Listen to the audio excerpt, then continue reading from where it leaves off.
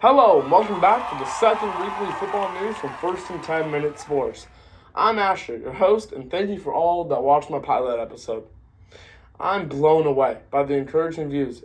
By all the encouraging views. If you enjoyed what you watched, it would mean a lot if you could share my channel with your friends. Some of our new segments will be the same this week, but we will have some surprises too. Alright, let's get into the news. First up, this week in NFL history.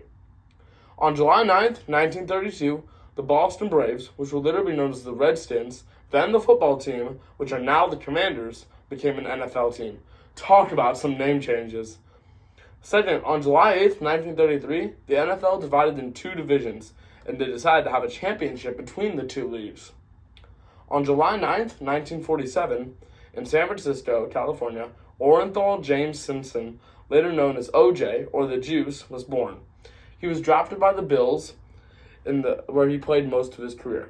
But he is mainly known for being a legendary University of Southern California running back. He passed away in April this year at the age of 76. Also on July 9th, but in 2018, billionaire David Tepper purchased the ownership of the Carolina Panthers for an NFL record $2.7 billion. Now I'd like to share this week's verse. This verse is 2 Timothy 4:7, which says, I fought the good fight, I have finished the race, I have kept the faith. In this verse, Paul says to his friend Timothy words of encouragement to persevere through his spiritual battle. This week, we are having a new segment called Hall of Fame Spotlight. This Hall of Famer's name is Steve Largent, one of my personal favorites. Steve was born in Tulsa, Oklahoma on September 28, 1954.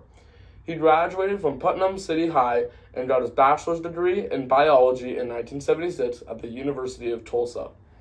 He got drafted to the Houston Oilers, but then traded to the Seattle Seahawks expansion team in 1976. He didn't play a snap of football for the Oilers. While playing for the Seahawks for 14 years, he retired in 1989. But in 1988, he was named NFL Player of the Year. He also played in 7 Pro Bowls. When he retired in 1989, he was the best wide receiver at the time, holding all major records, and in 1995, he was inducted into the Pro Football Hall of Fame. After the NFL, he became a congressman for his home state of Oklahoma. A new segment for this week is Football Funny. Why can't football players wear glasses? Because it's a contact sport. That's a good one. There is no shortage of NFL players in the 2024 NFL Draft who come from families with football backgrounds. However, only 2 players whose fathers were NFL stars were taken in the first round. Arizona Cardinals wide receiver Marvin Harrison Jr. and Los Angeles Chargers tackle Joe Alt. Today, we are going to be mainly focusing on the Harrisons. Starting with Marvin Harrison Sr., Harrison was a great Super Bowl winning wide receiver for the Indianapolis Colts. He did an amazing job for the Colts and made it to the Pro Football Hall of Fame. Marvin Harrison Jr. was drafted this year as the 4th overall pick to the Cardinals. He did incredible at Ohio State and broke multiple records there. Through the years, there's been 280 father-son duos in the NFL. In addition to the Harrisons, Eli Manning, Peyton Manning, and Archie Manning have been another great duo, or trio. John, Nick, and Joey Bosa are also a really good trio. Believe it or not, there have been 5 families that have obtained 3 generations in the NFL. Maybe I'll focus on that for another episode. That's all for this week.